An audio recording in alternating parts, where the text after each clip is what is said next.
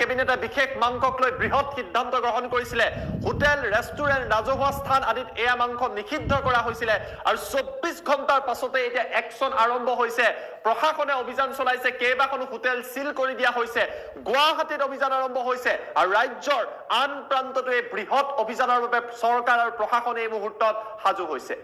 টাইমত big breaking জনাইছো ডাঙৰ খবৰ এই মুহূৰ্তত কেবিনেট সিদ্ধান্তৰ পাছতে একচন আৰম্ভ কেবিনেটত সিদ্ধান্ত লোৱা হৈছে মাংস নিষিদ্ধকৰণ কৰাৰ পাছতে একচন আৰম্ভ হৈছে হোটেলে অভিযান চলিছে যে গুৱাহাটীৰ কেইবাটাও প্ৰান্তত জিএমচিৰ তৰফৰ পৰা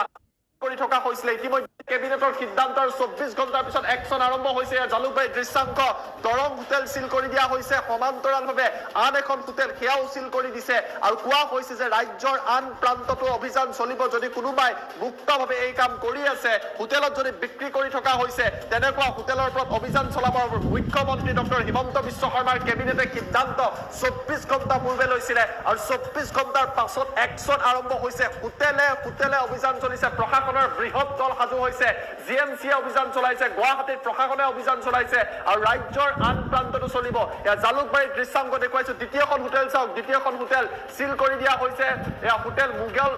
Hello everyone खुलुमबाय बयनिसिमबो फिन खेबसे लोगोफोर चेनेलावहाय फैफिनबावनाय जाबाय थ' जायफ्रा इन्टारेस्ट मोनो निस्सय दिनैनि भिडिअसखौ नायलांनो हागोन लोगोफोर बांद्राय ग्ल' खालामनो सानाखै बिदिब्ला दिनैनि भिडिअखौहाय जागायलांदिनि एसे ब्लग टाइपैनो भिडिअखौ लानानै फैनाय जाबाय आरोना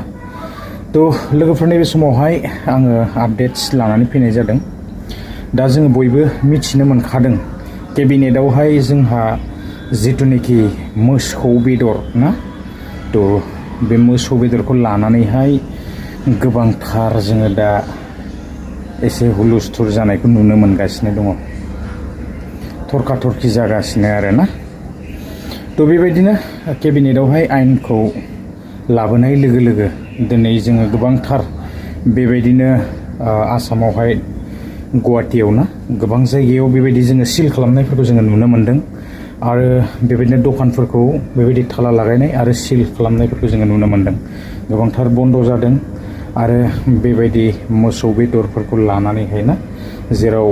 मुस्लिमफोर बिसोरनि खायद'खा ना आरो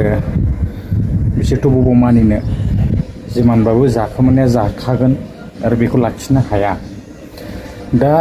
जियानो हक रेस्टुरेन्ट आरो हटेल बायदिसिनायावहाय बेबायदि बन्द खालामनायखौ जोङो नुनो मोन्दों मामाया मोजाङैनो बेवहाय बेखेवनानै बा बुंनानै होलांखादों नाथाय दा मानिगोन सोर मानिगोन ना सोर बेसेबां मानिगोन दा बे जोङो बेखौहाय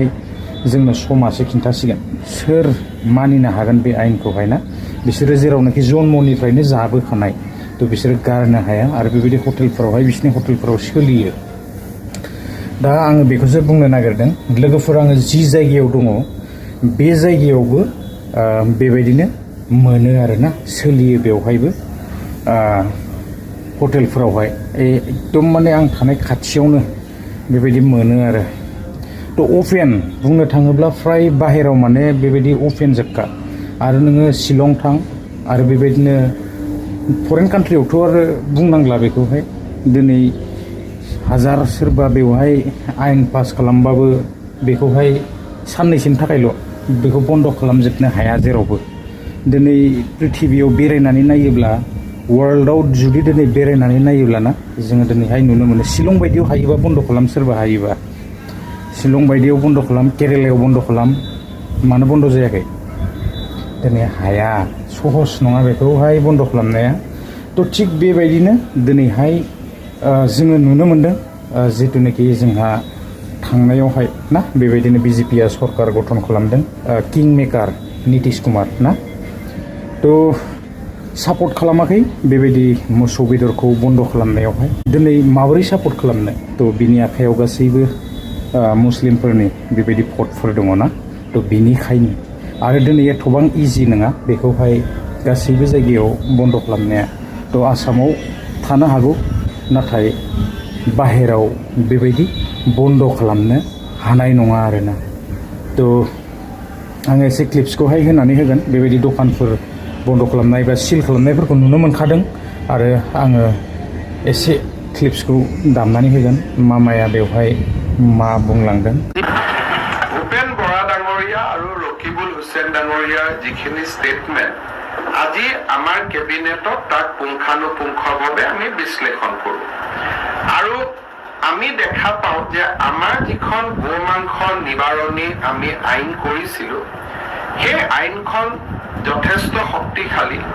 কিন্তু তাত এটা প্ৰভিজন নাছিলে যে কমিউনিটি ফেষ্টিভেলত যে গো মাংস আমি খাব পাৰোঁ নে নাই আৰু হোটেল ৰেষ্টুৰেণ্টত আমি গো মাংস খাব পাৰোঁ নে নাই আজি আমাৰ কেবিনেটত এটা সিদ্ধান্ত হ'ল যে অসমৰ কোনো হোটেল আৰু ৰেষ্টুৰেণ্টত গো মাংস পৰিৱেশন কৰা নহ'ব আৰু বিভিন্ন ধৰণৰ যি সামাজিক ফাংচন হয় কোনোবাই ধৰ্মীয় সভা পাতিলে কিবা পাতিলে যিবিলাক সামাজিক সভা হয় সেই সামাজিক সভাটো গো মাংস খাব পৰা নহ'ব